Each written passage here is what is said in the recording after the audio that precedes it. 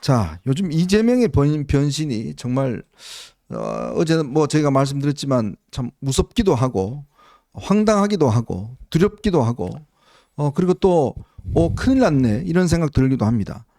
참 이 변화가요 정말 이 우리가 그동안 이재명 대표라는 사람이 철학이 없다라는 거는 뭐 누누이 말씀드렸지만 이토록 급속하게 뭐 거의 급변신 아니겠습니까? 네. 정말 좀 깜빡이도 안 당황스러워요, 솔직히. 네.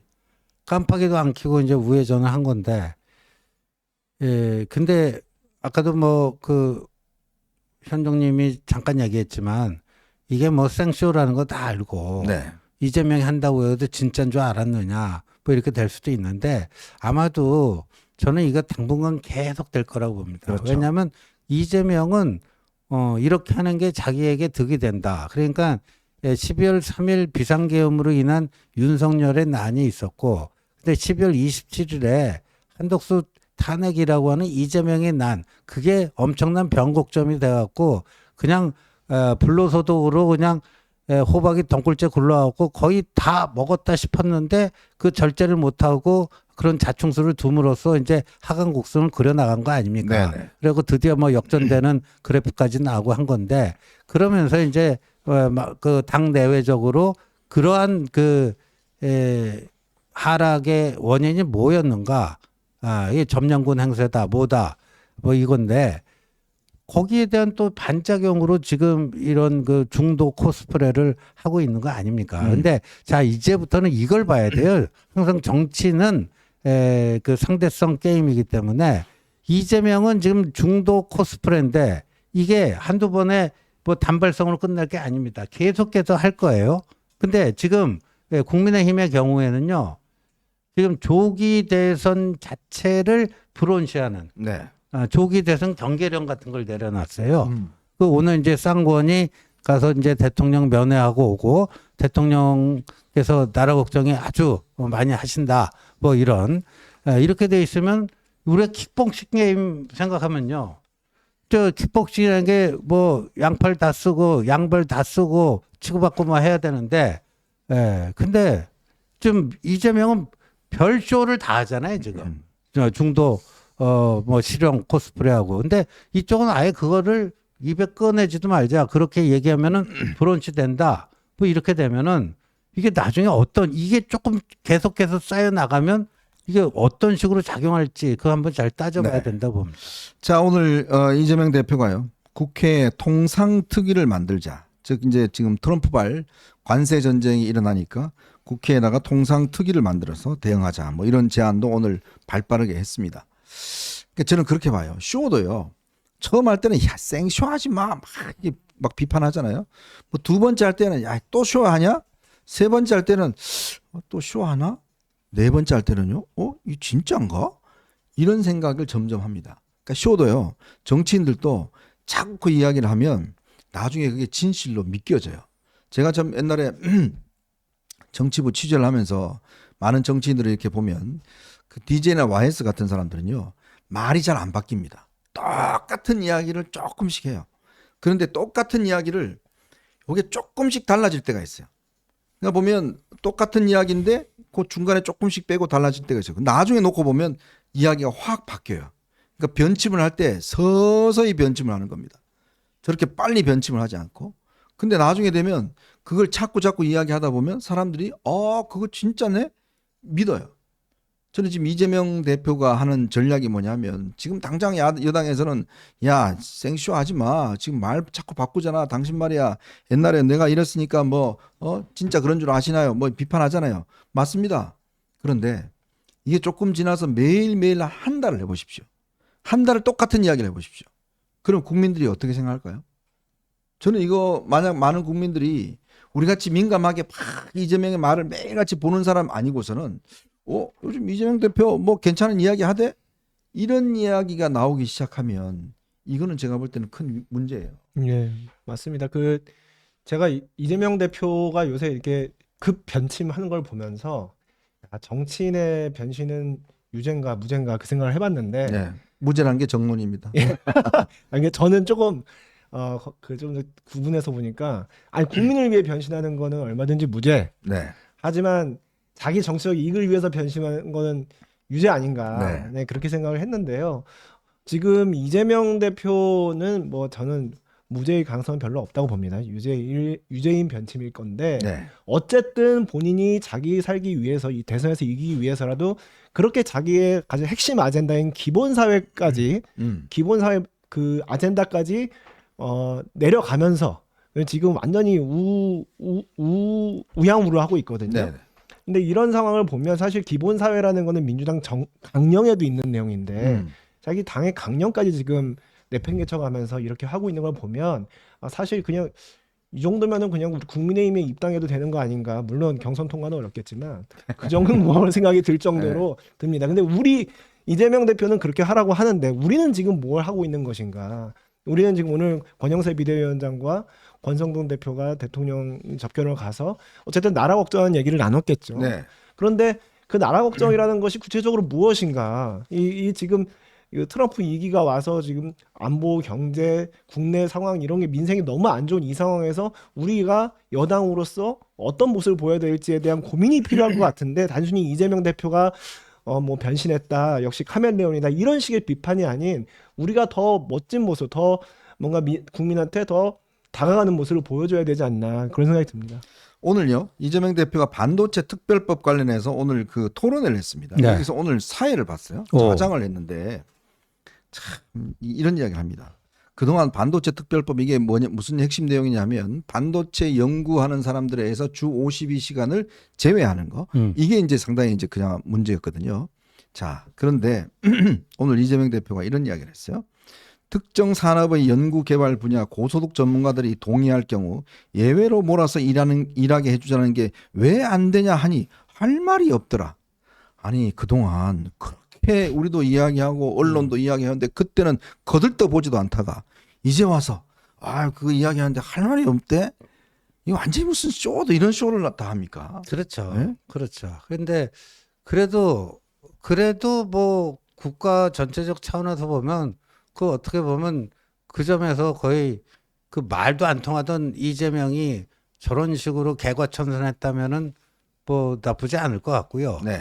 그다음에 이재명이 적어도 반도체 특별법도 좀 52시간 진성준 정책위 의장까지 나와서 거들더라고요. 네. 진성준 얘기는 이미 그거 빼놓고는 다 합의가 됐으니까 그거 먼저 처리하고 그 52시간 그 유연 그 예외를 하는 그 문제는 추가적으로 해서 한 번 더 또 법 개정 또 새로 하면 되는 거 아니냐 네. 이런 얘기도 하고 지금 뭐 연금도요 모수 개혁하자고 그러잖아요 2월 중으로. 맞아요. 네. 근데 지금 제가 그 우리 방송하고 있는 도중에 그 찌라시 하나를 받았거든요. 네. 밭 해갖고요. 네. 이재명 대통령 탄핵 인용되면 그 당일날 당대표를 사퇴한다. 아. 그리고 다음날 대선 예비후보 등록 예정이다.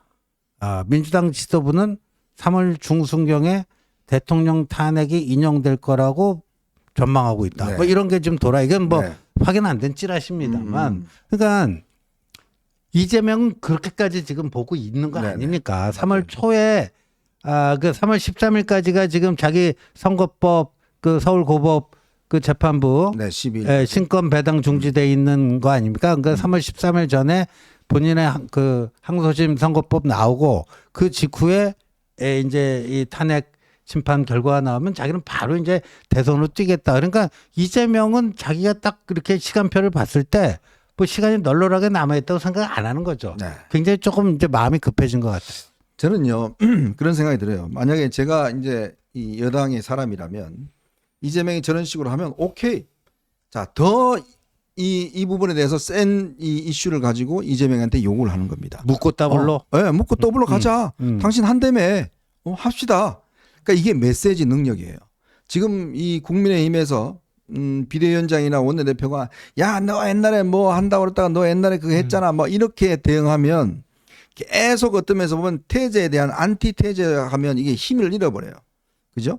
근데 오히려 오케이 합시다. 그런데 요거 더 합시다. 라고 더블로 가버리면 그 사람이 주장하던 게 얼마나 허위되고 거짓인 게 그냥 드러나는 거거든요.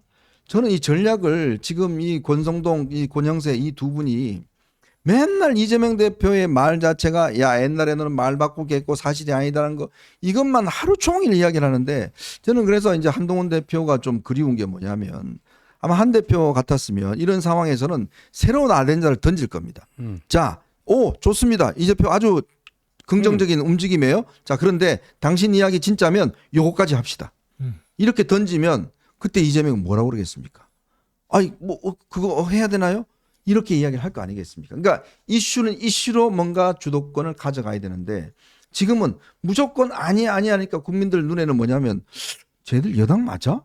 이런 이미지만 쌓이는 것 같아요. 예, 맞습니다. 지금 그렇지 않아도 국민의힘에서 미래 먹거리 사법이라고 그래서 방금 우리 말씀 나눴던 반도체 지원 특별법뿐만 아니라 뭐 그 전력망 확충법이라든가 네. 아니면 고준위 방패법 뭐 네. 이런 여러 가지 지금 당장 우리의 AI 시대라든가 이제 반도체 시대 맞아서 해결해야 되는 선행 법률들이 있거든요. 그렇죠. 미비한 법률들이 있는데 이거에 관해서 지금이 기회입니다. 빨리 강하게 압박해서 메시지 던지고 이재명 대표 압박해서 지금 빨리 이런 것들을 통과시켜 버려야 돼요. 네. 그래야 이재명 대표는 다시 궁지에 몰리고 본인 진영 아래서 강성 지지층과 또 거서 마찰을 해야 되는 거예요. 내분이 생기죠. 이게 내분이 생기게 만들어야 되는데 그리고 우리가 이슈를 주도하고요. 근데 지금 그런 모습을 우리 국민의힘이 보이지 못하고 있는 것 같아서 그게 좀 아쉽습니다. 그러니까 이제 뭐 아까도 이야기했지만 이런 상황에서 당 지도부가 대통령을 만나서 뭐 대통령님이 나라 걱정하신다 뭐 한다 하는데 이게 참 공허하게 들릴 수밖에 없어요. 물론 저는 뭐 인간적으로 만나는 거 뭐 만날 수 있다고 봅니다. 그렇지만 당에 지금 이 당 대표와 정말 이 원내 대표가 동시에 가서 만나고 이런 이야기를 한다는 것 자체. 그리고 또 하나는 우리가 지금 대선이라는 게 우리 현실적으로 조기 대선의 가능성을 지금 높게 보고 있지 않습니까? 홍준표 지금 시장은 벌써 뭐 자기는 대선 후보라고 지금 미국 가서 그냥 돌아치고 온 거 아니에요. 네. 누가 뽑아주지도 않았는데. 그럴 정도인데. 자, 그러면 이런 상황에서 뭔가 국민의힘이 국민들에게 뭔가 이슈가 되고 이재명의 저런 이중성을 폭로할 수 있는 방법. 그게 자꾸 너 옛날에 그랬잖아 라는 말 갖고는 제가 이야기는 안 된다는 거예요. 네. 그렇죠. 그거 갖고는 안 되고. 그래서 이제 지금 이제 쌍권 지도부의 뭐 나름대로 뭐 상황을 더 악화시키지는 않는다. 뭐 이런 점에 대해서는 또 뭐 나름 평가해야 되지 않는가 이런 얘기도 있는데 그 얘기도 저는 일리가 있다라고 보는데 네. 지금은 상황을 더 악화시키지 않는 걸로 지금 이 난국을 헤쳐나갈 수는 없잖아요. 네. 뭔가 돌파력이 있어야 될 거 아닙니까? 새로운 판을 열어 나갈 수 있는 그 돌파력이 있어야 되는데 저는 시도 자체를 지금 안 하려고 그런 것 같아요. 네. 계속해서 이쪽 왼쪽 한번 보고 오른쪽 한번 보고 딱 봐서 그냥 어정쩡하고 뭐 이런 듯 저런 듯 뭐 하는 뭐 이런 식의 것들인데 그래서 저는요 만약에 그런 어떤 관리 기조라면은 당에서 좀 자유롭게 목소리가 나오게끔 네. 언론은 좀 터줘야 된다. 음흠. 언론은 좀 터줘야 된다 그러는데 권영세 비대위원장이 며칠 전에 뭐라 그랬어요? 조기 대선 언론사들 가상 무슨 대결 이런 거 중지해달라. 네. 당내 그 조기 대선에 관심 있는 분들 부화 뇌동하지 말라. 부화 뇌동이라는 게 뭐 어떤 거를 얘기할까요? 줄 서지 말라 뭐 이거죠. 대통령 그렇지 대통령 탄핵 다 인용되고 대통령 파면을 기정사실화하면서 벌써부터 차기 대권 그럼 누가 뭐 이런 거 하지 말라 이런 거 아니에요. 네네. 그러면 만약에 그러고 있다가 딱 되면은요. 뭐 언제가 될지 모르겠지. 딱 탄핵 인용되면 그때부터 뭐 무슨 대책이 있죠? 없어요. 바로 20일, 30일 안에 후보 선출해야 되고 그로부터 또 한 달 후에 대선이에요. 어버버하다가 그냥 다 넘어가는 거죠. 그러니까요. 이게 참 이 딜레마이긴 한데 어쨌건 지금 제가 말씀드렸듯이 우리 국민의힘은 집권 여당입니다. 집권 여당이 지금 국민의 삶에 대해서 지금 뭔가 책임을 지고 뭔가 리드해 나간다는 그런 흐름을 봐야 되는데 지금 매일 이재명 대표는 한두 건씩으로 이런 걸 툭툭 던지고 있습니다. 물론 많은 우리 보수 지지자들은 이재명의 과거를 잘 알고 있고 말 바꾸기를 잘 하고 있습니다. 그렇지만 또 중도층의 국민들은 잘 모르는 분들도 많아요. 그러면 어떻게 되겠습니까? 이재명 대표라는 사람은 야 역시 저 사람이 나라 걱정 좀 하고 있네. 라는 이미지가 어떤 쌓일 거 아니겠습니까? 그게 쌓이면 결국 중도층 전쟁에서 우리는 지게 될 수밖에 없는 거죠. 자, 그러면 이때 저 사람이 주장하고 있는 것은 결국은 거짓이다, 가짜다라는 걸 보여주기 위해서 우리가 정말 더 과감하게 국민과 민생을 위하는 핵심 이슈들. 왜냐하면 AI를 하려면요, 여러분, 그 제일 필요한 게 전력입니다. 전력이 필요해요. 그럼 전력이 필요하면 뭘 해야 되겠습니까? 전력망을 구축을 해야 돼요. 근데 그 지금 저쪽 강원도에서 지금 이 생산하는 발전 생산한 전력을 수도권으로 가지고 오려고 그러는데 그 누가 맡고 있어요? 추미애가 맡고 있습니다. 추미애가 어디예요? 그 지역과 남양주가 하남이죠. 그게 강원도 그게 하남 쪽에서 쪽으로 그걸 가져와요. 그렇죠. 강원도 쪽에서 이제 이 수도권으로 들어온 관문이 그 하남 쪽이에요. 네. 자, 그럼 당신이 지금 이거 이 반도체 한다 그러면서 그러면 당신 핵심 측근인 저 추미애가 지금 그 막고 있잖냐, 전력망 들어오는 거. 그거 그럼 빨리 처리해야 될까, 특별법 만들어야 될 거 아니냐. 자, 이런 이야기라든지 구체적으로 이런 걸 이야기하면서 그 사람들의 모순들 이거를 살펴줘야 국민들도 그러네 라고 할 거 아니겠습니까? 이게 결국 보수의 유능함의 문제거든요.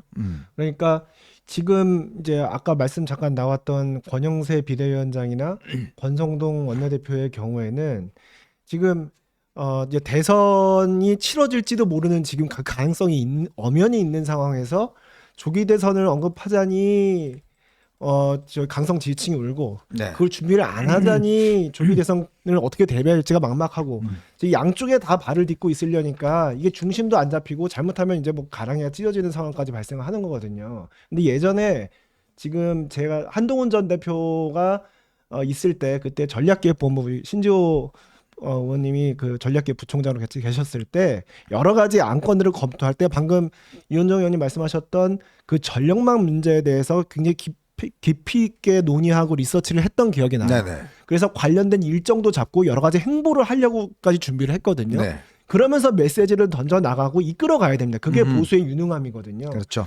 그러니까 정치는 정치 자체로만 의미가 있는 게 아니라 여러 가지 정책적 유능함을 뒷받침하기 위해서 정치가 필요한 건데 지금은 네. 정치 그 자체만 있는 것 같아요. 그래서 좀 그게 많이 아쉽고 지금부터라도 당에 많이 이렇게 검토된 그런 내용들이 이미 그 당의 전략기획국에 다 있습니다.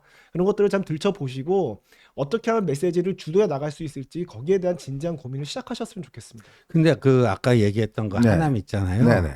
그 이게 조금 뭐 어떻게 보면 좀 부끄러운 얘기이기도 한데 지금 하남시장은 그 대통령 선거 있던 해 6월 1일 날 해갖고 우리가 그때 판세가 좋았잖아요. 네네. 국민의힘 출신 이현재 시장이에요. 예. 근데 이게 이제 송전탑을 거기다 건설을 해야 되는데 송전탑이라는 게 뭐 이를테면은 뭐 그 좀 주민 혐오 시설 비슷하게 돼버린 거예요. 네네.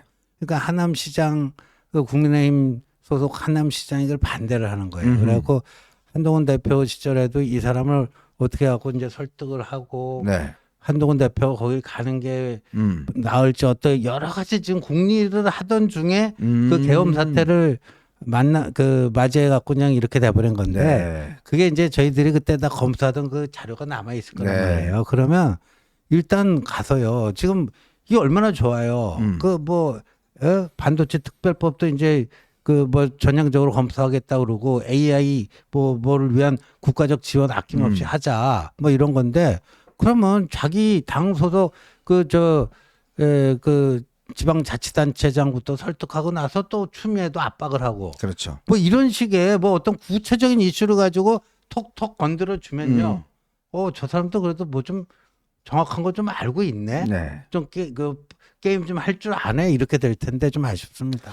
그 뭐 조정훈 전략기획부총장은 요즘 꽤 바쁘시답니다. 왜요? 저 부산 가서 초청받아서 연설하느라고 부산요? 부산에 세이브 코리아 어제 초청받아서 연설하느라고 꽤 바쁘셔서 뭐 네. 그런 거 별로 그렇게 신경을 쓸 시간이 없다고 그래요. 예. 뭐 면회 갈랴 뭐 집회 가서 또 인사할랴 별 시간이 없다고 그럽니다. 진짜 중요한 게 바로 이 아까 지원도 이야기했지만 집권 여당은 결과물을 낼 수 있는 게 집권 여당입니다. 야당은 주장을 할 수 있어요. 근데 집권 여당은 국민들 앞에 이거 했습니다라고 결과물을 내놔야 됩니다. 지금 뭐 우리가 오늘 대왕고래인가요? 거기에 지금 보니까 꽤 매장량이 많이 있는 걸로 드러났지 않습니까? 근데 야당이 지금 거기에 이번에 예산을 다 깎아버렸잖아요. 자, 그러면 그걸 제기하는 거예요. 아, 이재명 씨, 당신 말이야. 그 예산 다 깎았는데 이거 51억 배를 나온다는데 어떡할 거냐.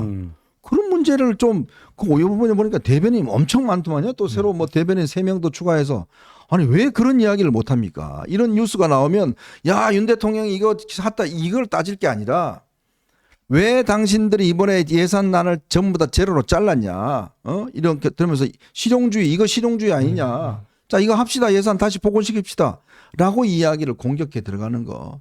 저는 그런 어떤 전략이 필요한데, 그냥, 그냥 있는 것 같습니다. 자, 그래서, 그래도 이제 움직임의 희망이 조금씩 보이고 있는 것 같습니다. 저희는 자연스럽게 세 번째 이야기로 좀 넘어가도록 하겠습니다. 여러분 보시면서요, 구독과 좋아요, 알림 꼭 부탁드리겠습니다.